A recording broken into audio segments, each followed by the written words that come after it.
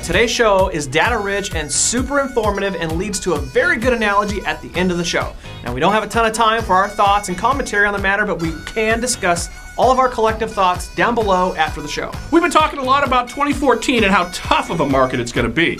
Let's take a look at the stuff we can't control, but will impact us all as we gear up for real estate 2014. First piece of data that I think is super interesting and will most likely be talked about around the water cooler after the show is this graph. Now, we have watched this graph for several years now because it puts into context what we have been and are still currently dealing with. This shows job loss and gains for all post-World War II recessions.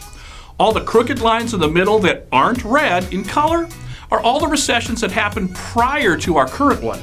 You can see the percentage of job lost and how long it took to recover. Not too bad when you compare it to the big red line that is our current recession. As you can see, quite a bit more impactful than the others and still not out of the woods. Here's where we currently are. If you project out at our current pace, we are still 10 to 12 months away from returning to our pre-2007 norm. Again, not enough time for takeaways and commentary, but we would love to hear your take on this stuff down below. Another way to look at jobs, and we focus on jobs for the obvious reason we need people to have them so we can sell and finance their homes. But another way to look at this is the labor participation rate versus the employment population ratio. Now, these typically follow each other, as you can see, but look at the separation between the two right now. They're both down to levels not seen since the early to mid 80s, which isn't good, but an encouraging factor is look at the previous years when we saw separation like this. It has been followed by a sharp increase in the employment population ratio. Now, will history repeat itself again?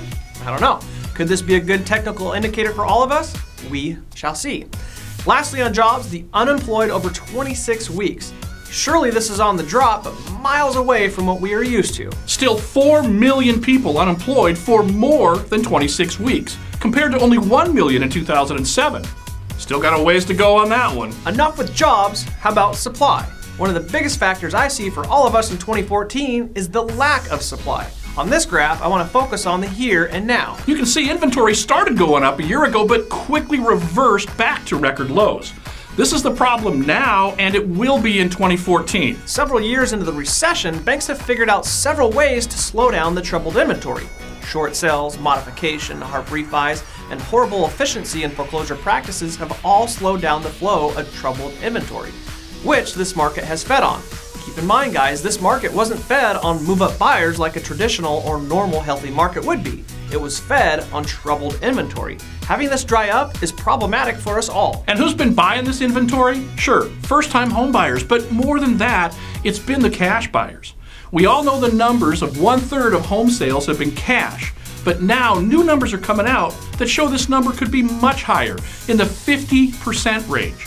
Now sure, this is geographically limited, but it's safe to say that 1/3 of all home sales have been cash, with spikes in areas like Las Vegas, Florida, Arizona, where their number is much higher, more like 50 to 60% cash sales. This cash presence will surely go away, which could be good or bad for the market. Now, on one hand, it will give traditional buyers more inventory to purchase, but on the other hand, investors are pulling out billions of dollars of cash that have been infused into the real estate market. This is sure to make waves, we just don't know how big yet. Now, couple the large amount of cash investment purchases with the lack of supply, and what do you get? Armageddon? No, a healthy rental market. The vacancy in rentals has dropped quite a bit due to lack of inventory and strict underwriting guidelines for those that have faced a recent short sale and/or foreclosure. Now, this is good news for investors as their target market has grown, which allows them to mark up their rents, but it's bad news for the real estate industry. We sorely need those buyers back into the market. And because this is happening, it's led to the lowest level of home ownership since 1995. I don't know, maybe I'm a nerd, but it's kind of cool to see how those things come together.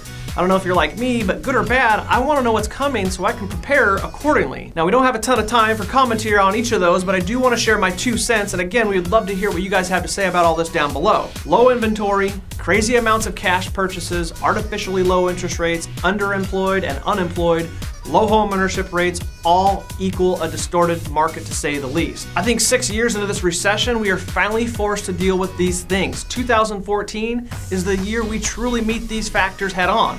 Now, here's my ultimate analogy. It's like playing Jenga.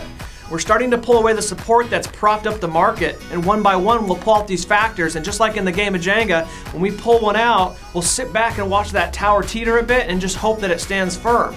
Will it stand firm while we start to pull these out one by one? I don't know. You'll just have to wait and see. For all of our sake, I hope it does. What do you guys think about all this? Let us know down below, and we'll see you next week.